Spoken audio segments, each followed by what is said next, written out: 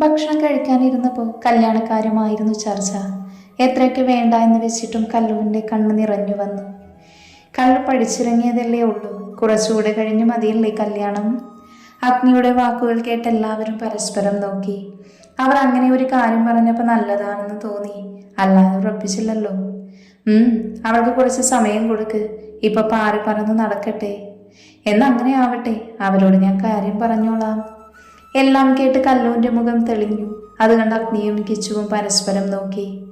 അഗ്നി നെറ്റിയിൽ കൈവച്ച് കിടക്കുവാണ്. ലച്ചു വെള്ളം ടേബിളിൽ വെച്ച് അവൻ്റെ അടുത്ത് കിടന്നു. എന്താ ഇത്ര ആലോചന?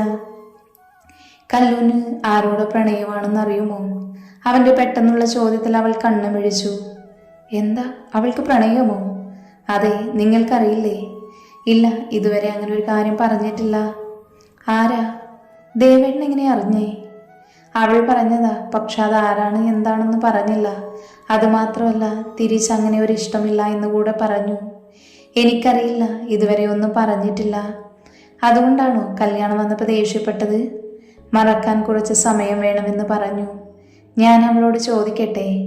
വേണ്ട, അവൾക്ക് സങ്കടമാകും. രണ്ടുപേരിലും കല്ലു ആരെയാണ് സ്നേഹിക്കുന്നത് എന്ന ചിന്ത വന്നു. നിനക്കുറപ്പാണോ? എൻ്റെ സംശയം മാത്രമാ. എന്തായാലും അവളോട് ചോദിക്കേണ്ട. കിച്ചു അതിനോട് സംസാരിച്ചപ്പോൾ അവൾക്ക് സംശയം തോന്നിയ കാര്യം അവനോട് പറഞ്ഞു. അതോടെ അവൻ്റെ ഉള്ളിലും സംശയമായി. നിറഞ്ഞ കണ്ണുകളോട് അവർ ചിരിച്ചു മറക്കാൻ ശ്രമിക്കും തോറും വേദനിക്കുന്നതല്ലാതെ അതിന് സാധിക്കുന്നില്ല. എന്നോട് ഇച്ചിരിയെങ്കിലും ഇഷ്ടമുണ്ടായിരുന്നുവെങ്കിൽ, അറിയാതെ അവൾ മനസ്സിൽ ചോദിച്ചു പോയി. നടക്കില്ല എന്നറിയാമെങ്കിലും അറിയാതെ അവൻ ആഗ്രഹിച്ചു പോകുന്നു. കരഞ്ഞു കരഞ്ഞവൾ എപ്പോഴോ ഉറക്കത്തിലേക്ക് വീണിരുന്നു. അഗ്നിയോട് കാര്യങ്ങളെല്ലാം അറിയിച്ചു. കിച്ചു അവൻ്റെ മുഖത്തേക്ക് നോക്കി. എന്തോ ആലോചിച്ചിരിക്കുന്നവനെ കാണാൻ കിച്ചു അവനെ സൂക്ഷിച്ചു നോക്കി. നിനക്കുറപ്പുണ്ടോ? നമുക്കൊന്ന് സംസാരിച്ച് നോക്കിയാലോ? അത് വേണോ?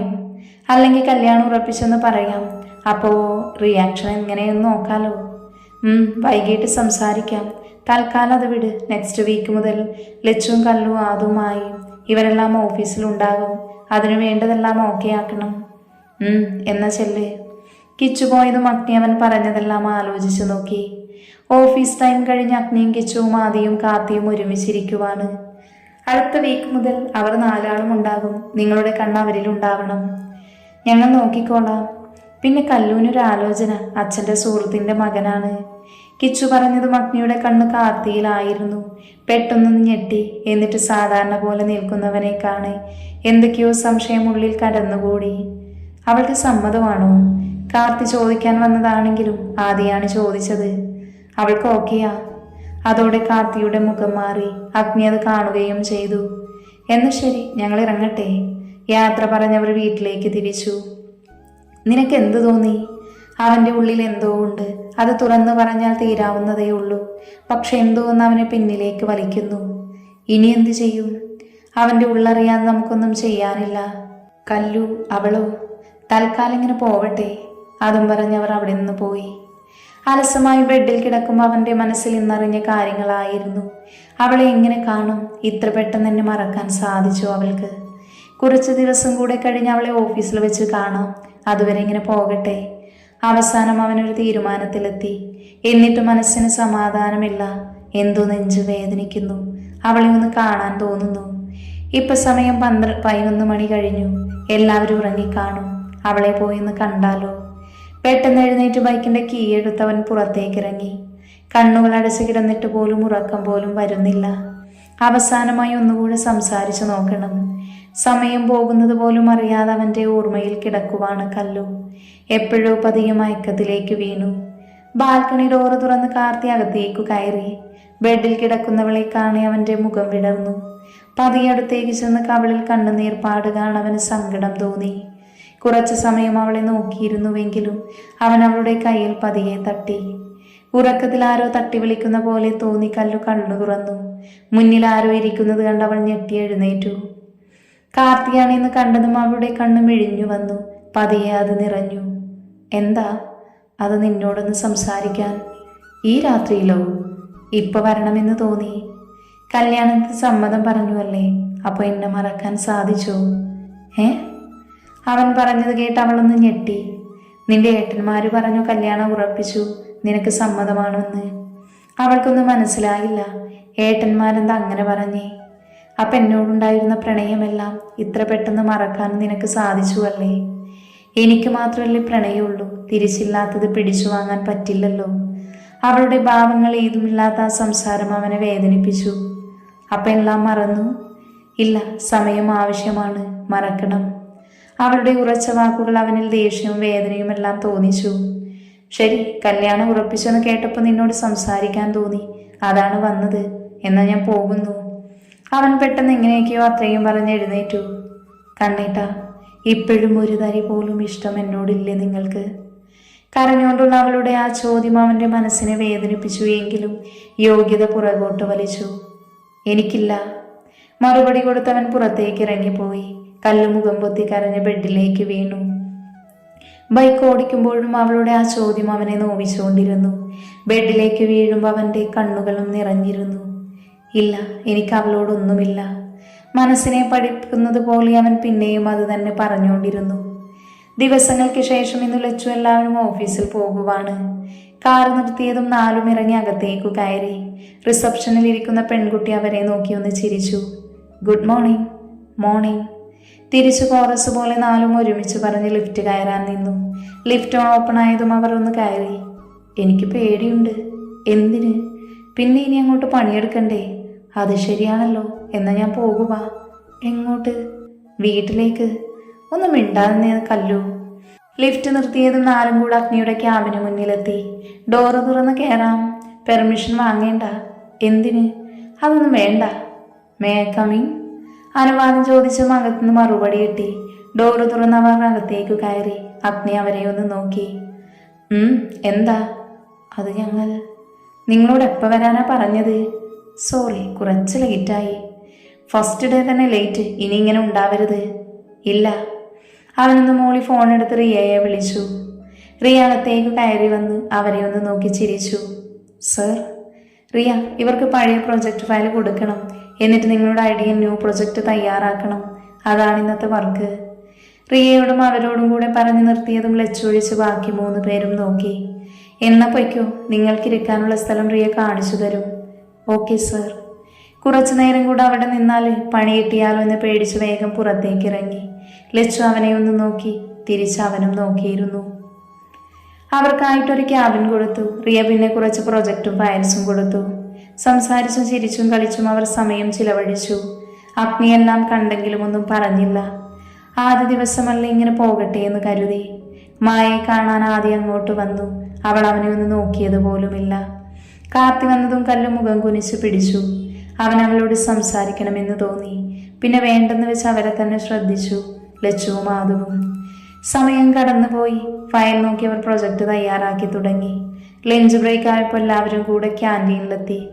അവർക്ക് പുറകെ അഗ്നിയും കിച്ചുവും കാർത്തിയും ആദിയും വന്നു. അവരെ മൈൻഡ് ചെയ്യാതെ പെൺപടകൾ ഫുഡ് കഴിച്ച് എഴുന്നേറ്റു പോയി. തിരിച്ചു ചെന്ന് വർക്ക് തീർക്കാനുള്ള തിരക്കിലായിരുന്നു അവർ. കാർത്തി കല്ലുവിനെ ശ്രദ്ധിക്കുന്നത് അഗ്നിയും കിച്ചുവും കണ്ടു. അവർ അവന് പുറകെ തന്നെ ഉണ്ടായിരുന്നു. ദിവസങ്ങൾ കഴിഞ്ഞു പോകുമ്പോൾ കാർത്തിയിൽ പ്രകടമായ മാറ്റങ്ങൾ ഉണ്ടായി. കല്ലൂനെ എപ്പോഴും നോക്കിക്കൊണ്ടിരിക്കുന്നതും കണ്ണുകൾ നിറയുന്നതും അഗ്നിയും കിച്ചുവും കണ്ടെത്തി. അങ്ങനെ ഇരിക്കെ ഒരു ദിവസം അഗ്നി അച്ഛന്മാരോട് കാര്യങ്ങൾ അവതരിപ്പിച്ചു. അവർക്ക് സമ്മതമായതുകൊണ്ട് അവൻ്റെ വീട്ടിൽ ചെന്ന് കാര്യങ്ങൾ പറഞ്ഞു. എല്ലാവർക്കും സമ്മതമായതും എൻഗേജ്മെന്റ് നടത്താൻ ഡേറ്റ് എടുത്തു. കല്ലു റെഡിയായില്ലേ? എന്താ മുഖം വല്ലാതിരിക്കുന്നേ? എനിക്ക് സമയം വേണമെന്ന് ഏട്ടന്മാരോട് പറഞ്ഞതാ. എന്നിട്ട് ഇത്രയും പെട്ടെന്ന്? എല്ലാം ശരിയാകും. ഇപ്പൊ വാ, താഴെ എല്ലാവരും വിളിക്കുന്നു. കണ്ണാടികളൊന്നുകൂടെ അവൾ നോക്കിയിട്ടിരുന്ന ആഭരണങ്ങളും ഡ്രസ്സും എല്ലാം വലിച്ചെറിയാൻ തോന്നി. നിറഞ്ഞ കണ്ണ് പതിയെ തുടച്ച് ലറ്റുവിൻ്റെയും ആദുവിൻ്റെയും കൂടെ പുറത്തേക്ക് ഇറങ്ങി. താഴെ എല്ലാവരും റെഡിയായി നിൽക്കുന്നുണ്ട്. കല്ലു വന്നു, നമുക്കിറങ്ങാം. അവരെത്താറായി. അവരെ കണ്ടതും എല്ലാവരും പുറത്തേക്ക് ഇറങ്ങി. കാറിൽ കയറി അവർ വർമ്മ ഗ്രൂപ്പിന്റെ കൺവെൻഷൻ ഹാളിലേക്ക് യാത്രയായി. അങ്ങനെ കല്ലൂനെ നോക്കി ആർക്കോ വേണ്ടി ഒരുങ്ങി വരുന്നവരെ പോലെയുണ്ട്. അവളുടെ കണ്ണിൽ ഒത്തിരി സങ്കടമുണ്ടെന്ന് തോന്നി. ഹാളിലെത്തിയതും അവൻ വണ്ടി നിർത്തി. നിങ്ങൾ അകത്തേക്ക് പോയിക്കോ, ചെറുക്കനും വീട്ടുകാരും എത്തിയിട്ടില്ല. ലച്ചു ആദു കല്ലൂനെയും കൂട്ടി അകത്തേക്ക് പോയി. കാർത്തി ഡ്രസ്സിട്ട് പുറത്തേക്ക് ഇറങ്ങി. അച്ഛൻ്റെയും അമ്മയുടെയും വീട്ടുകാരും എല്ലാവരും ഉണ്ട്. ഒരു ദിവസം ഓഫീസിൽ നിന്ന് വന്നപ്പോഴാണ് ഒരു പെൺകുട്ടിയെ കണ്ട് ഇഷ്ടമായി കല്യാണം ഉറപ്പിച്ചു എന്ന് അമ്മയും അച്ഛനും പറയുന്നത്. കേട്ടത് മനസ്സിലേക്ക് വന്നത് കല്ലുവിൻ്റെ മുഖമായിരുന്നു. പിന്നെ അത് മറക്കാൻ ശ്രമിച്ചു. ഇപ്പൊ കല്യാണം വേണ്ട, കുറച്ച് കഴിയട്ടെ എന്ന് അച്ഛനോടും അമ്മയോടും പറഞ്ഞതാ. പക്ഷേ അമ്മയുടെ ഭീഷണി. ആരാന്ന് പോലും അറിയാത്ത പെൺകുട്ടിയാണ് ഇന്ന് തൻ്റെ പകുതി അവകാശം കൊടുക്കാൻ പോകുന്നത്. കല്ലുവിൻ്റെ എൻഗേജ്മെന്റ് ആണെന്ന് ഓഫീസിൽ ചെന്നപ്പോൾ അഗ്നി പറഞ്ഞു. അവളും വീട്ടുകാർക്ക് വേണ്ടി ആരെയോ കെട്ടാൻ പോവുകയാണ്. കണ്ണൻ വന്നു, നമുക്കിറങ്ങാം. എല്ലാവർക്കും പോകാനായി വണ്ടി വന്നിട്ടുണ്ട്. കാർത്തിയും അച്ഛനും അമ്മയും കാറിൽ കയറി, ബാക്കിയുള്ളവർ ട്രാവലറിലും. ചെറുക്കനും കൂട്ടനും വന്നതും അച്ഛന്മാർ അകത്തേക്ക് ക്ഷണിച്ചിരുത്തി. എന്ന കുട്ടിയെ വിളിച്ചോളൂ, സമയമായി. അമ്മമാർ മുറിയിൽ പോയി. ലച്ചുമോളെ, കല്ലൂണ വിളിക്ക്, സമയമായി. സുജാമ പറഞ്ഞതും കല്ലു വിറച്ചുകൊണ്ട് അവരെ നോക്കി. പിന്നെ പതിയെ അവിടുന്ന് എഴുന്നേറ്റ് അവരുടെ കൂടെ പുറത്തേക്കിറങ്ങി. സ്റ്റേജിൽ പയ്യൻ നിൽക്കുന്നിടത്ത് അവളെയും നിർത്തി. അവൾ മുഖം ഉയർത്തി നോക്കിയത് പോലുമില്ല. മോതിരം ആർക്കോളൂ. ആരോ പറഞ്ഞതും കയ്യിൽ തന്ന മോതിരം കല്ലു അടുത്ത് നിൽക്കുന്ന ആൾക്ക് നേരെ നീട്ടി. ആ കൈകൾ നീണ്ടു വന്നതും അവൾ വിരലിൽ ഇട്ടുകൊടുത്തു. തിരിച്ച് അവളുടെ കൈ നീട്ടി. അതിലും മോതിരം ഇട്ടതും അവൾ നേരെ നിന്നു. കല്ലു, ആ മുഖത്തേക്ക് നോക്ക് പെണ്ണേ. ലച്ചു അടുത്തുനിന്ന് അവളോട് പറഞ്ഞതും അവൾ ലച്ചുവിനെ നോക്കി. എന്നെയല്ല, നിന്റെ ചെക്കനെ. എനിക്ക് കാണണ്ട കല്ലു, പ്ലീസ്. അതോടെ ലച്ചു മിണ്ടാതെ അഗ്നിയെ നോക്കി. അവൻ കണ്ണു ചിമ്മി കാണിച്ചു. നിറഞ്ഞ കണ്ണുകൾ തുടയ്ക്കാൻ പോലും ആവാതെ നിൽക്കുവാണ് കാർത്തി. മുന്നിൽ നടക്കുന്നത് അവന് വിശ്വസിക്കാനായില്ല. അവന് സങ്കടം വന്നു. എത്ര ആഗ്രഹിച്ച കാര്യമാണ്. എന്നിട്ടും ഇടയ്ക്കെപ്പോഴോ മുഖമുയർത്തിയ കല്ലു അടുത്ത് നിൽക്കുന്ന ആളെ കണ്ട് കണ്ണു മിഴിച്ചു നിന്നു. പതിയെ ബോധം മറഞ്ഞവൾ താഴേക്ക് വീണു. കല്ലു, അലറി വിളിച്ചടുത്തേക്ക് വരുന്നവരെ അവൾ അവസാന നിമിഷം കണ്ടുപോയി. കുറച്ച് നിമിഷങ്ങൾക്ക് മുൻപ് വണ്ടി നിർത്തിയത് കണ്ട് കാർത്തി ചുറ്റും നോക്കി. ഇതെന്താ ഇവിടെ? വർമ്മ ഗ്രൂപ്പ് ഓഡിറ്റോറിയമാണെന്ന് കണ്ടതും അവൻ അച്ഛനോടും അമ്മയോട് ചോദിച്ചു. ഇവിടുത്തെ കഴിഞ്ഞിട്ടാണ് നമ്മൾ പോകുന്നേ. എന്തോ അവനത് വിശ്വസിച്ചു. അകത്തേക്ക് കയറി. അവരെ സ്വീകരിക്കാൻ അച്ഛന്മാരും അച്ചാച്ചനും അഗ്നിയും കിച്ചുവും എല്ലാവരും ഉണ്ടായിരുന്നു. ആദ്യം അവർക്ക് അടുത്തു തന്നെ നിൽക്കുന്നുണ്ട്. വരൂ, അകത്തേക്കിരിക്കാം. എല്ലാവരെയും അകത്തേക്ക് വിളിച്ചിരുത്തി. കാർത്തി എപ്പോഴും ചുറ്റും നോക്കുവാണ്. ആദ്യം അവൻ്റെ അടുത്ത് തന്നെ നിൽക്കുന്നു. ഡാ, ചെക്കൻ വന്നു? ഇല്ല. അതെന്നാ? അവരെത്താറായി. ഇവിടെ കഴിഞ്ഞ് നിന്റെ അടുത്തേക്ക് വരണം. കാർത്തിനൊന്നും താല്പര്യമില്ലാത്ത പോലെ ഒന്ന് മൂളിക്കൊടുത്തു. മുഹൂർത്തമായി. ആരോ പറഞ്ഞതും കാർത്തിയുടെ അച്ഛനും അമ്മയും അവൻ്റെ അടുത്തേക്ക് വന്നു. കണ്ണ, വാ. അമ്മ അവൻ്റെ കയ്യിൽ പിടിച്ച് സ്റ്റേജിലേക്ക് കയറ്റി. എന്താ അമ്മേ? നീ വാ. അവനോട് കൂടുതലൊന്നും പറയാതെ അവിടെയൊന്ന് നിർത്തി. അപ്പോഴേക്കും കല്ലൂനെയും അങ്ങോട്ട് കൊണ്ടുവന്നു. കാർത്തി അവളെ തന്നെ നോക്കി നിന്നുപോയി. കല്ലു അവൻ്റെ അടുത്ത് വന്ന് നിന്നതും അവൻ അവളെ തന്നെ നോക്കി. ഇതൊന്നും അറിയാതെ കല്ലു മുഖം താഴ്ത്തി നിൽക്കുക. കാർത്തിയുടെ അച്ഛൻ മോതിരം അവൻ്റെ കയ്യിൽ കൊടുത്തു. അവൻ കണ്ണുമിഴിച്ച് അച്ഛനെ നോക്കി. അച്ഛൻ്റെയും അമ്മയുടെയും ചിരി കണ്ട് അവനും ഒന്നും മനസ്സിലായില്ല. അവൻ അഗ്നിയെ നോക്കി. അവിടെയും ചിരിയാണ്. മോതിരം ഇട്ടോളൂ. കല്ലു നീട്ടിയ കയ്യിൽ അവൻ മോതിരം അണിയിച്ചു. തിരിച്ചവനും. നിറഞ്ഞ കണ്ണുകൾ തുടക്കാൻ പോലും ആവാതെ നിൽക്കുവാണ് കാർത്തി. മുന്നിൽ നടന്നത് അവന് വിശ്വസിക്കാനായില്ല. അവന് സങ്കടം വന്നു. എത്ര ആഗ്രഹിച്ച കാര്യമാണ്. ഇടയ്ക്കെപ്പോഴോ മുഖം ഉയർത്തിയ കല്ലു അടുത്തു നിൽക്കുന്ന ആളെ കാണെ കണ്ണു മിഴിച്ചു നിന്നു. പതിയെ ബോധം മറഞ്ഞവൾ താഴേക്ക് വീണു. കാർത്തി അവളെ എടുത്തുയർത്തി അവിടെയുള്ള റൂമിലേക്ക് കിടത്തി. കുറച്ച് വെള്ളമെടുത്തേ. അച്ചമ്മ പറഞ്ഞത് ലച്ചു കുപ്പിവെള്ളം കൊടുത്തു. അത് തുറന്ന് കല്ലുവിൻ്റെ മുഖത്ത് തളിച്ചു. അവൾ പതിയെ കണ്ണ് ചിമ്മി തുറന്ന് മുന്നിൽ നിൽക്കുന്നവരെ കാണെ അവളുടെ കണ്ണ് നിറഞ്ഞു വന്നു. കണ്ണീട്ടാ. വേറെ ആരെയും നോക്കാതെ അവിടെ ചാടി എഴുന്നേറ്റ് അവനെ കെട്ടിപ്പിടിച്ച് കരഞ്ഞു. അവൻ്റെ കണ്ണും നിറഞ്ഞുപോയി. എല്ലാവരും അവർക്ക് സമയം കൊടുത്ത് പുറത്തേക്കിറങ്ങി. പരസ്പരം മുറുക്കെ പുണർന്ന് കരയുമ്പോൾ രണ്ടുപേരുടെയും ഉള്ളിൽ വേദനയായിരുന്നു. കല്ലു, സോറി. എന്തിനാ കണ്ണീട്ടാ? നീ ഒത്തിരി വേദനിച്ചില്ലേ? വാ, അവരൊക്കെ കാത്തിരിക്കുന്നു. എല്ലാം ഞാൻ പറയാം. അവളെ നെഞ്ചിൽ നിന്ന് മാറ്റി കയ്യിൽ പിടിച്ച് പുറത്തേക്ക് നടന്നു. അവരെ കാത്തു നിൽക്കുന്നുണ്ടായിരുന്നു എല്ലാവരും. നിങ്ങളുടെ പ്രശ്നം കഴിഞ്ഞോ? എന്നാ വാ, ഫോട്ടോ എടുക്കണം. അവരെ സ്റ്റേജിൽ നിർത്തി ഫോട്ടോ എടുക്കാൻ തുടങ്ങി. ബന്ധുക്കളും സുഹൃത്തുക്കളും എല്ലാം ഫോട്ടോ എടുത്തു. കുറച്ച് സമയം കഴിഞ്ഞ് ഭക്ഷണം കഴിക്കാനിരുന്നു. കല്ലൂന്റെ കയ്യിൽ മുറുക്കെ പിടിച്ചിട്ടുണ്ട് കാർത്തി. എല്ലാം കഴിഞ്ഞവർ പരസ്പരം യാത്ര പറഞ്ഞ് വീട്ടിലേക്ക് തിരിച്ചു. കാർത്തിക്ക് സന്തോഷമായിരുന്നു. കല്ലൂനെ ഒന്ന് വിളിക്കാൻ തോന്നിയവന്. ടേബിളിൽ നിന്ന് ഫോൺ എടുത്ത് കല്യാണി എന്ന കോണ്ടാക്ട് നമ്പർ എടുത്ത് കോൾ ചെയ്തു. കണ്ണേട്ടാ, കല്ലു, ഇപ്പം സന്തോഷമായോ? ഒത്തിരി. ഞാനൊരിക്കലും വിചാരിച്ചില്ല വീട്ടിലെല്ലാവരും സമ്മതിക്കുമെന്ന്. എൻ്റെ ഇഷ്ടം അറിഞ്ഞ ഏട്ടന്മാർ സമ്മതിക്കുമെന്ന് എനിക്ക് ഉറപ്പായിരുന്നു. പക്ഷേ എന്നെ അവർക്ക് അംഗീകരിക്കാൻ പറ്റുമെന്ന് തോന്നിയില്ല. നിനക്ക് ഏറ്റവും ബെസ്റ്റ് തന്നെ തരണേന്ന് അവർ നോക്കുമെന്ന് കരുതി. കണ്ണേട്ടനാണ് എനിക്ക് ഏറ്റവും ബെസ്റ്റ്. സോറി കല്ലു, ഉള്ളിൽ സ്നേഹം വെച്ചിട്ട് എന്നെ വേദനിപ്പിച്ചില്ലേ? അത് എപ്പോഴൊക്കെയോ എനിക്ക് തോന്നിയിട്ടുണ്ട് എന്നോട് ഇഷ്ടമുണ്ടെന്ന്. നിന്നെ കണ്ട നാൾ മുതൽ മനസ്സിൽ കൊണ്ട് നടക്കുന്നതാ ഞാൻ. കണ്ണേട്ടാ, കരയില്ലേ? നിന്നെ കരയിക്കാൻ എനിക്ക് ഇഷ്ടമായി ഉണ്ടായിട്ടല്ല. പക്ഷെ എൻ്റെ സ്നേഹം കാരണം നീ ഒരിക്കലും വേദനിക്കരുതെന്ന് വിചാരിച്ചു. സോറി പെണ്ണേ. എത്ര നാൾ ഞാൻ കരഞ്ഞിട്ടുണ്ട് എന്നോട് സ്നേഹമില്ല എന്ന് കരുതി. നിന്നോട് ഇഷ്ടം മാത്രമേ ഉണ്ടായിട്ടുള്ളൂ. ഇപ്പം ഇത് നടന്നില്ലെങ്കിൽ ഒരിക്കലും ഞാൻ ഈ സ്നേഹം അറിയില്ലായിരുന്നു അല്ലേ? കല്ലു, ഞാൻ ഏട്ടന്മാരോട് ഇതുവരെ പറഞ്ഞിട്ടില്ല എനിക്ക് കണ്ണേട്ടനെ ഇഷ്ടമാണെന്ന്. എന്നിട്ടും അവർ കണ്ടുപിടിച്ചു. അറിയില്ല, പക്ഷെ അവർ കാരണമല്ലേ നമ്മൾ ഒന്നിക്കാൻ സാധിച്ചത്. അതെ. നാളെ ഓഫീസിൽ വരില്ലേ? കുറച്ച് നേരത്തെ ഇറങ്ങാം. എനിക്ക് നിന്നോട് സംസാരിക്കണം.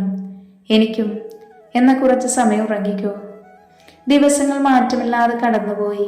കാർത്തിയും കല്ലുവും ഒരുമിച്ച് അവരുടെ പ്രണയം പങ്കിട്ടു. പിന്നെ അങ്ങോട്ട് അവരുടെ പ്രണയ നാളുകളായിരുന്നു.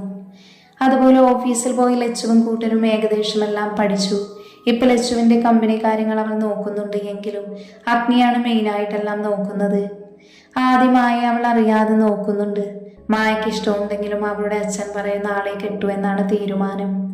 ആദിയുടെയും മായയുടെയും കാര്യം അഗ്നിക്കും കിച്ചുവിനും കാർത്തിക്കും മാത്രമേ അറിയൂ എന്ന പെണ്ണുങ്ങൾക്ക് സംശയവുമുണ്ട്. മായയ്ക്ക് കല്യാണം നോക്കുന്നുണ്ട് എന്ന് കേട്ടതോടെ ആദിക്ക് ടെൻഷനായി. അഗ്നി അവനോട് വീട്ടുകാരായി ചെന്ന് കല്യാണം ആലോചിക്കാൻ പറഞ്ഞു.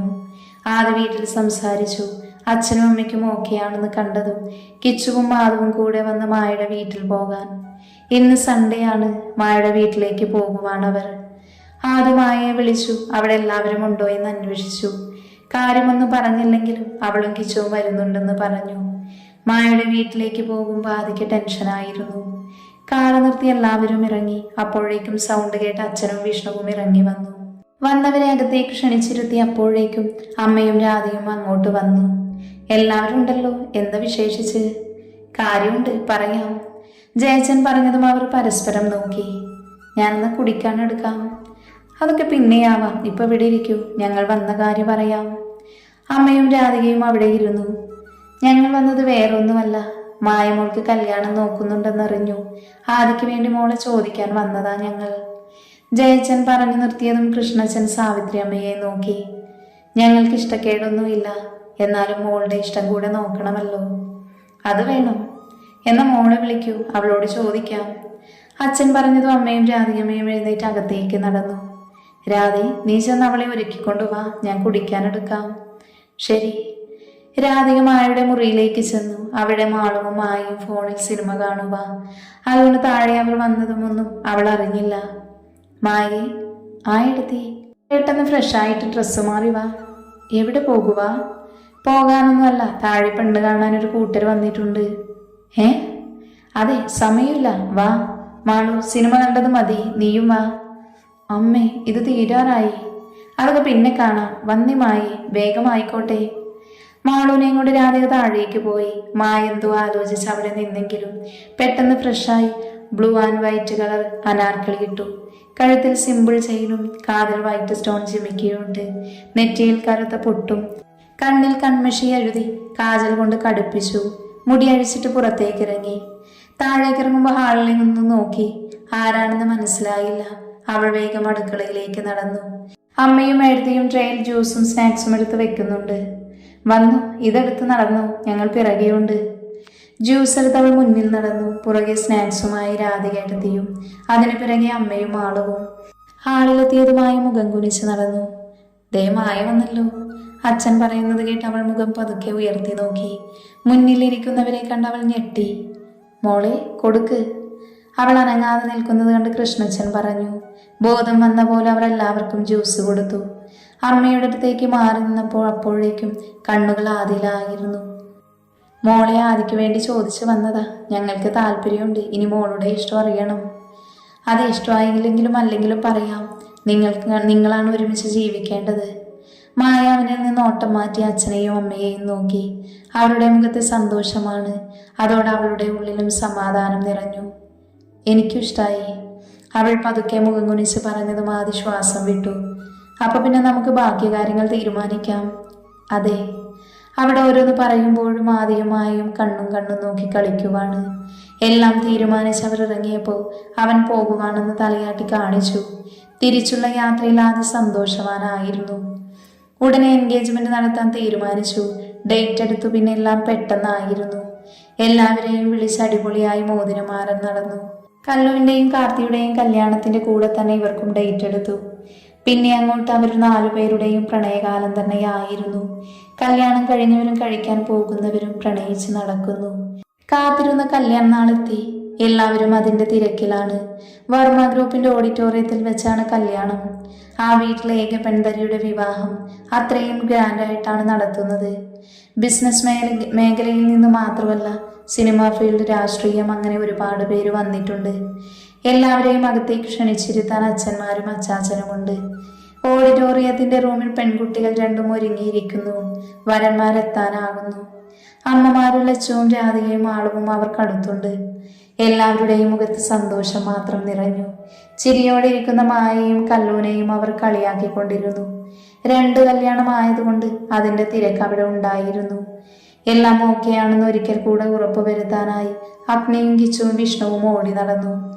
സമയമായത് വരന്മാരെത്തി. ആദിയുടെ പെങ്ങളായതുകൊണ്ട് ആദു അവന്റെ കൂടെ തന്നെയാണ്. അവരെ അടുത്തേക്ക് ക്ഷണിച്ചിരുത്തി. വരന്മാർ മണ്ഡപത്തിൽ വരുന്നു. പൂജാരി മന്ത്രം ചൊല്ലി തുടങ്ങി. മുഹൂർത്തായി, പെൺകുട്ടികളെ വിളിച്ചോളൂ. പൂജാരി പറഞ്ഞതും കിച്ചു അവർ ഇരിക്കുന്ന മുറിയിലേക്ക് പോയി. സമയമായി. കിച്ചു വാതുക്ക വന്ന് വിളിച്ചു പറഞ്ഞതും എല്ലാവരുടെയും ശ്രദ്ധ അങ്ങോട്ടായി. വീട്ടിൽ നിന്ന് അനുഗ്രഹം വാങ്ങിയാണ് അവർ ഇറങ്ങിയത്. അതുകൊണ്ട് തന്നെ താലം പിടിച്ച് കുട്ടികളെ മുന്നിൽ വിട്ട് അവർക്ക് പുറകെ കല്ലവും മായയും നടന്നു. മണ്ഡപത്തിൽ കയറി മുന്നോട്ട് നോക്കി കൈകൂപ്പി അവർ വരന്മാരുടെ അടുത്തിരുന്നു. ആദ്യ മുഹൂർത്തം കല്ലുവൻ കാർത്തിയുടെയുമായിരുന്നു. താലി കാർത്തിയുടെ അച്ഛൻ കയ്യിൽ വാങ്ങി കാർത്തിക്ക് കൊടുത്തു.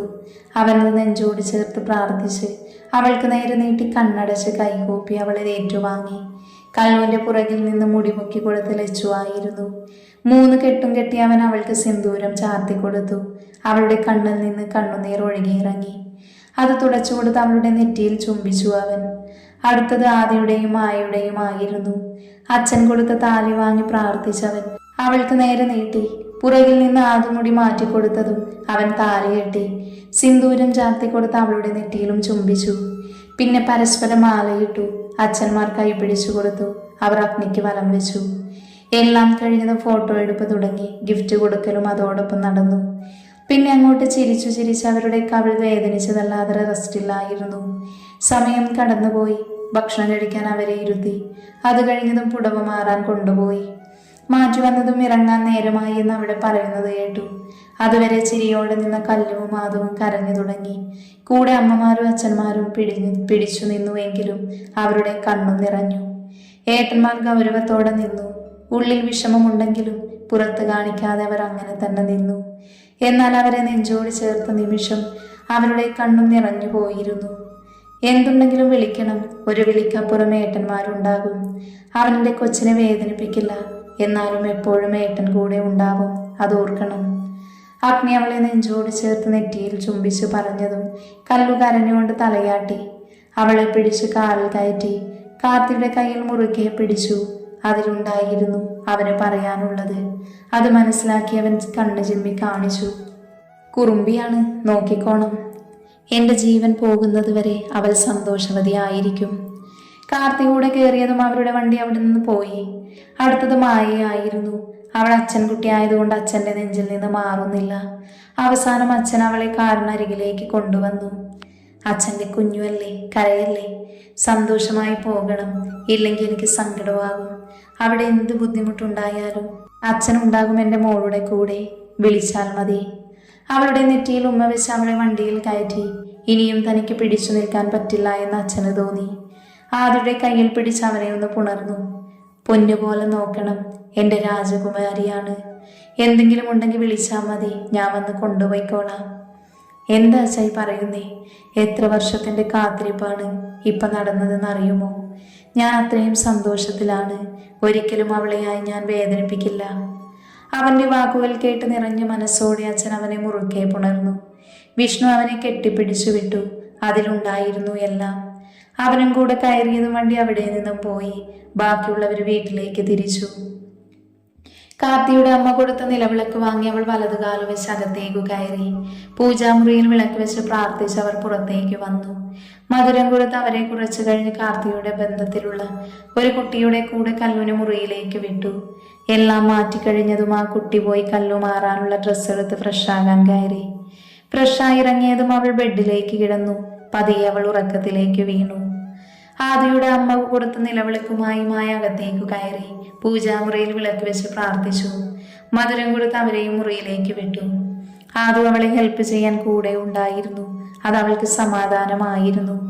എല്ലാം മാറ്റി അവൾ ഫ്രഷായി വന്നു. കുറച്ചു സമയം ഉറങ്ങിക്കോളാൻ പറഞ്ഞ് ആദു അവിടെ നിന്നും പോയിരുന്നു. കല്ലു ഇല്ലാത്ത വീട് അവർക്കെല്ലാവരും വല്ലാത്തൊരു സങ്കടമായിരുന്നു. ഇനി അങ്ങോട്ട് ഇടയ്ക്ക് വരുന്ന ഒരു അതിഥിയാണ് എന്ന് അവർക്ക് ഓർക്കാൻ കൂടെ പറ്റുന്നില്ല. എല്ലാവരും സങ്കടത്തോടെ ഇരിക്കുവാണ്.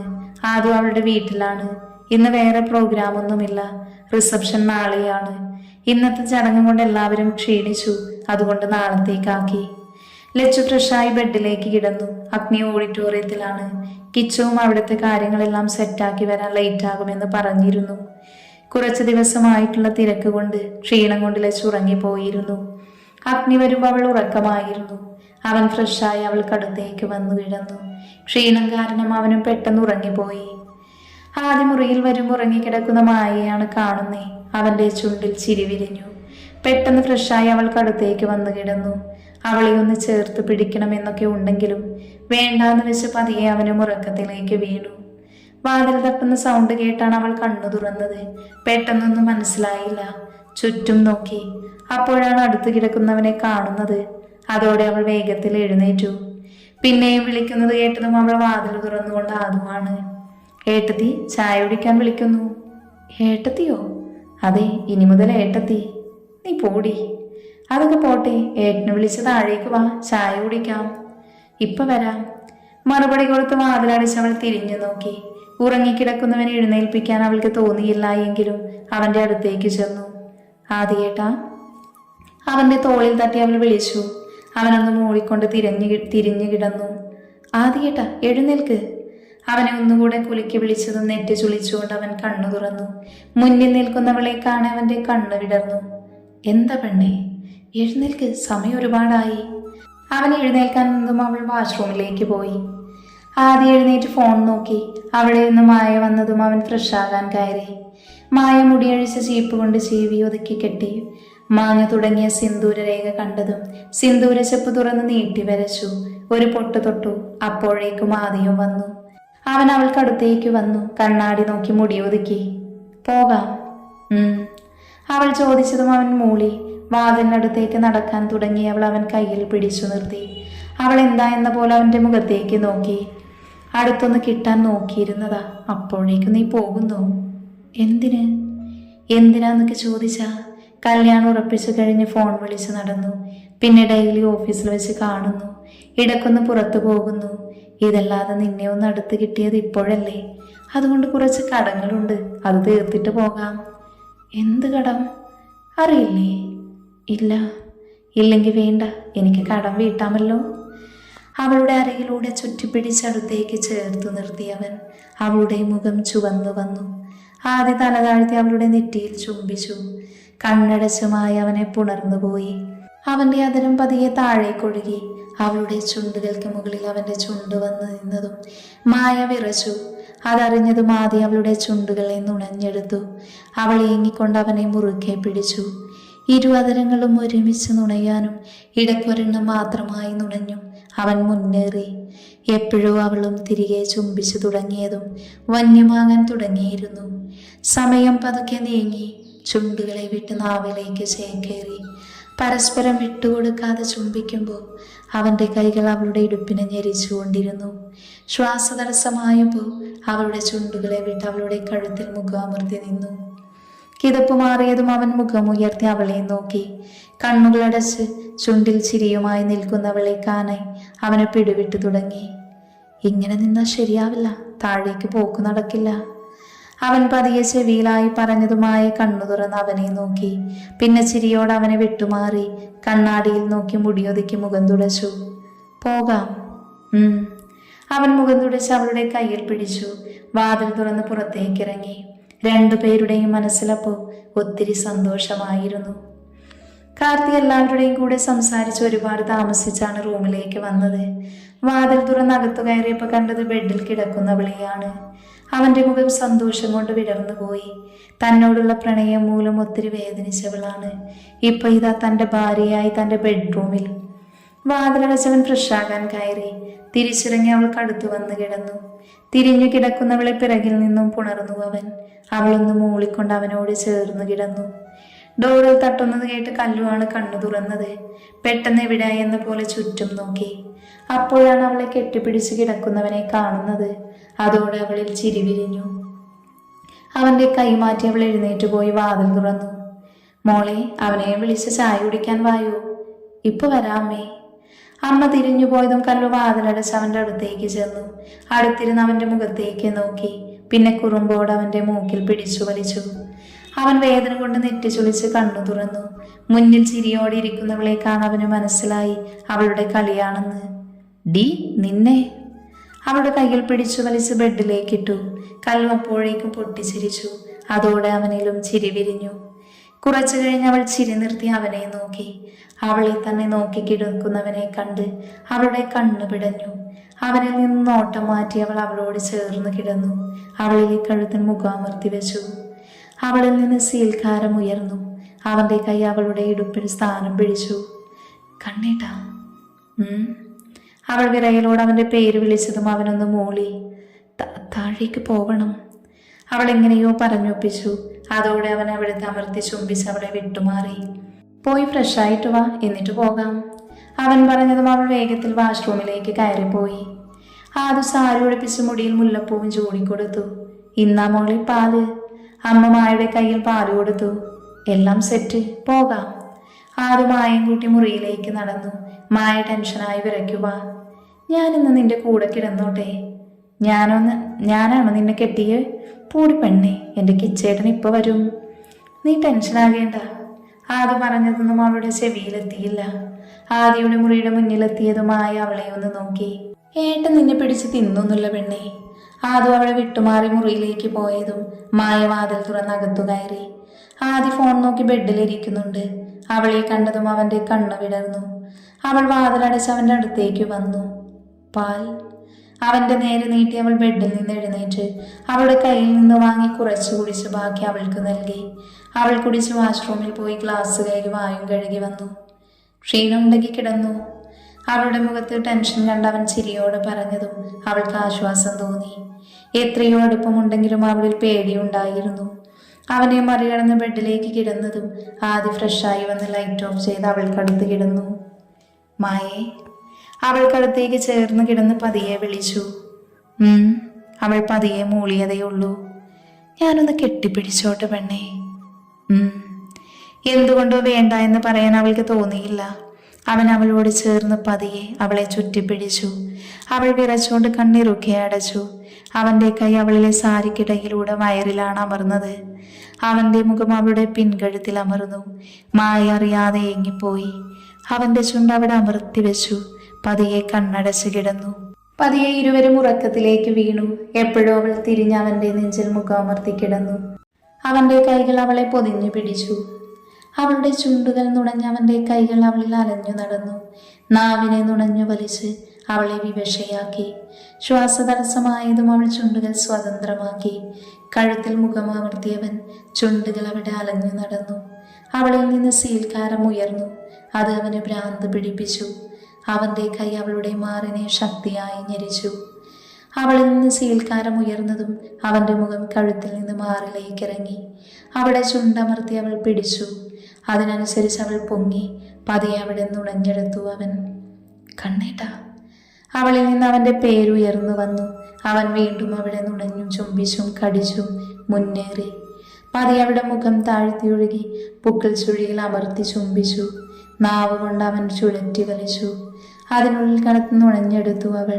അതിനനുസരിച്ച് ഉയർന്നു പൊങ്ങി. അവൾ മൂളി അവൻ്റെ തല അവിടെ അമർത്തി വെച്ചു. കുറച്ച് സമയത്തിനു ശേഷം അവൻ ഉയർന്നു വന്നു അവളുടെ നെറ്റിയിൽ ചുംബിച്ചു. കല്ലു, വേദനയുണ്ടാകും, എങ്കിലും ഒരുപാട് ബുദ്ധിമുട്ട് തോന്നിയാൽ പറയണം. അവൾ മൂളിക്കൊണ്ട് അവനെ മുറുക്കെ പുണർന്നു. അവൻ അവളിൽ പ്രവേശിച്ചതും അവളിൽ നിന്ന് കരച്ചിലുയർന്നു. വേണ്ട, മാറ്, എനിക്ക് വേദനിക്കുന്നു. ഇപ്പം മാറും കല്ലു. അവൻ അവളുടെ ചുണ്ടിൽ ചുംബിച്ച് പതിയെ അവളിൽ ചലിച്ചു തുടങ്ങി. അവൾ വേദനയോടെ പിടഞ്ഞുപോയി. പതിയെ വേദന മാറി അവളിൽ വേറെ ഭാവങ്ങൾ തെളിഞ്ഞു. സമയം കടന്നുപോയി.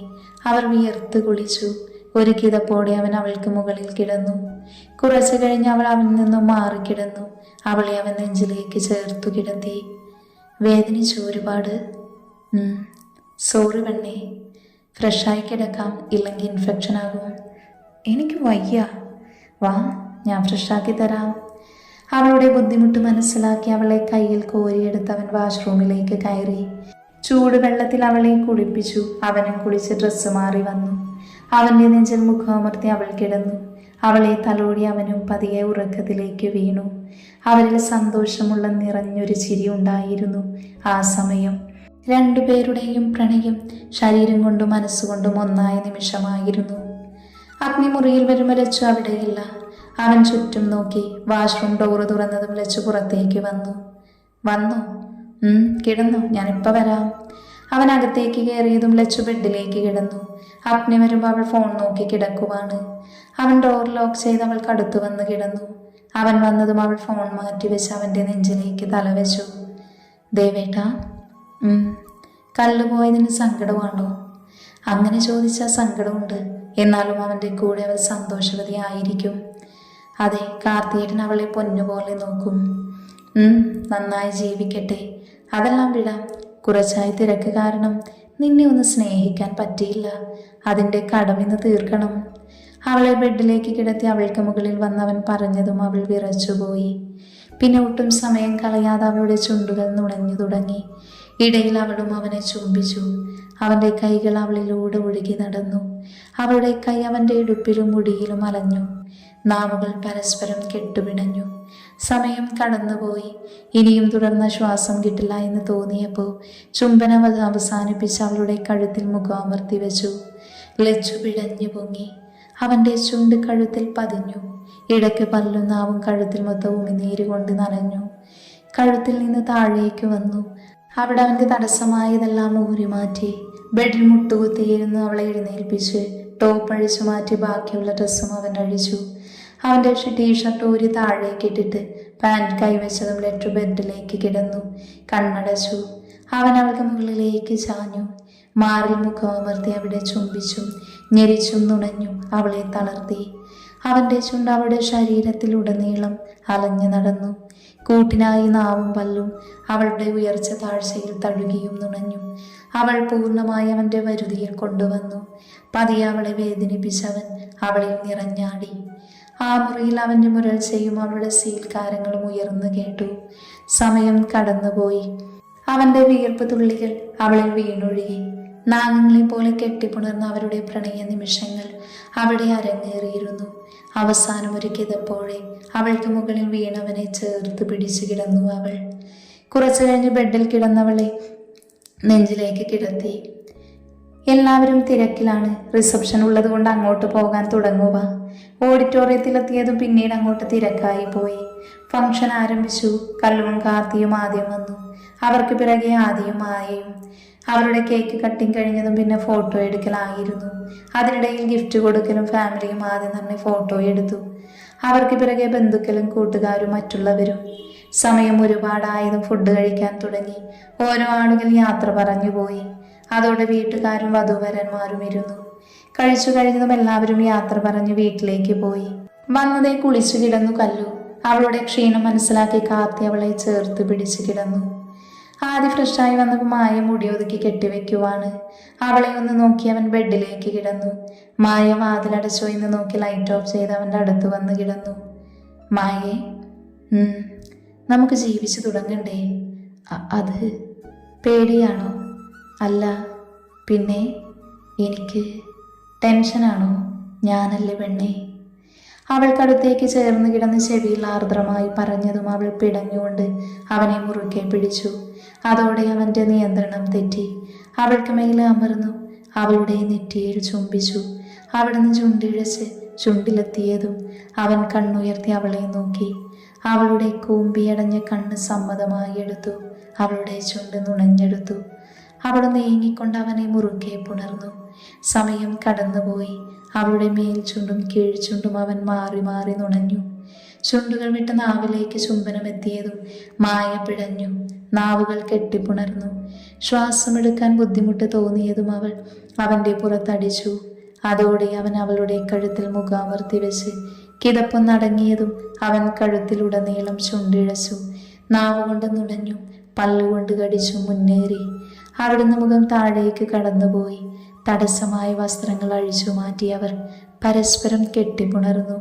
പ്രണയത്തിനപ്പുറം മറ്റെന്തോ വികാരങ്ങൾ അവരെ കീഴ്പ്പെടുത്തി.